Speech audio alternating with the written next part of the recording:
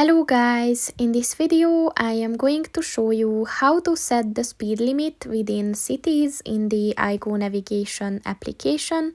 But first I just want to mention, don't forget to subscribe to my channel, because at 10,000 subscribers I am going to show you my whole YouTube revenue statistics and growth strategy, as well as how to make money online. Let's jump into it. First of all, open the application on your phone. And then click on the three lines at the bottom of the page on the right. And then scroll down and click on the settings button. And then click on the warnings button. And then click on the speed limit button. And here look for the within cities of the speed limit button.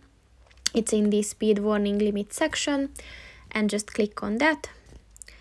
And as you can see, you can scroll back and forth and just set the percentage that you want to use.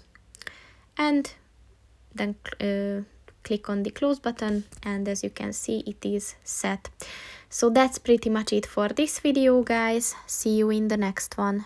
Goodbye.